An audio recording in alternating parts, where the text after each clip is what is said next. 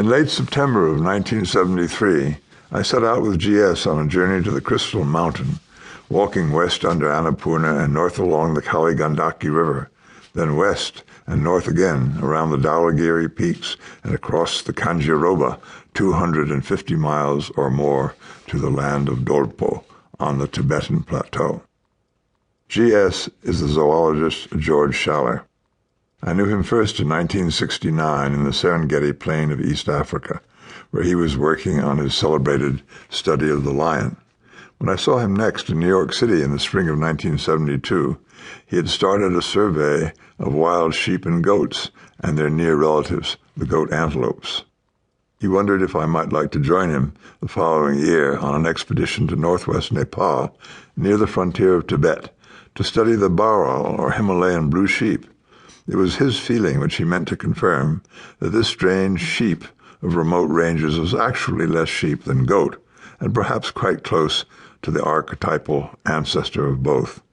We would go in the autumn to observe the animals in rut, since the eating and sleeping that occupied them throughout the remainder of the year gave almost no clue to evolution and comparative behavior. Near Shegompa, Crystal Monastery, where the Buddhist Lama had forbidden people to molest them, the Baral were said to be numerous and easily observed, and where Baral were numerous, there was bound to appear that rarest and most beautiful of the great cats, the snow leopard. GS knew of only two Westerners, he was one, who had laid eyes on the Himalayan snow leopard in the past 25 years. The hope of glimpsing this near-mythic beast in the snow mountains was reason enough for the entire journey. 12 years before, on a visit to Nepal, I had seen those astonishing snow peaks to the north. To close that distance, to go step by step across the greatest range on earth to somewhere called the Crystal Mountain, was a true pilgrimage, a journey of the heart. Since the usurpation of Tibet by the Chinese, the land of Dolpo, all but unknown to Westerners even today, was said to be the last enclave of pure Tibetan culture left on earth, and Tibetan culture was the last citadel of all that present-day humanity is longing for, either because it has been lost or not yet been realized, or because it is in danger of disappearing from human sight.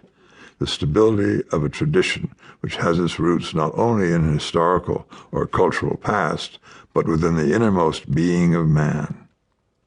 The Lama of Shey, the most revered of all the Rinpoches, the precious ones, in Dolpo, had remained in seclusion when a scholar of Tibetan religions reached the Crystal Monastery 17 years ago. But surely our own luck would be better. On the way to Nepal, I stopped at Varanasi, the holy city on the Ganges, and visited the Buddhist shrines at Bodh Gaya and Sarnath. In those monsoon days of mid-September, the brown heat of India was awesome, and after a few days on the Ganges plain, I was glad to fly north to Kathmandu in the green foothills of the Himalayan wall. That day was clear, and among the temples, spires, and tiered pagodas, black kites and red veered on the wind.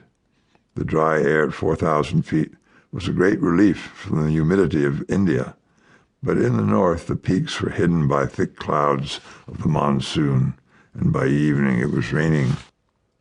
I found GS at the hotel. We had not met in a year or more. Our last correspondence had been in midsummer, and he was relieved that I had turned up without mishap.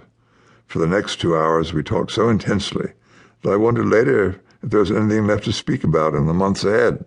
We shall have no company but each other, and we do not know each other very well. Of GS I had written earlier that he is single-minded, not easy to know, and a stern pragmatist, unable to muster up much grace in the face of unscientific attitudes. He takes a hard-eyed look at almost everything. He was also described as a lean, intent young man, and I find him as lean and as intent as ever. The rains prevailed throughout the last 3 days in Kathmandu. GS was desperate to get underway, not only because he loathes all cities, but because winter comes early to the Himalayas, and these rains of the monsoon would bring heavy snow to the high passes between this place and our destination. We later learned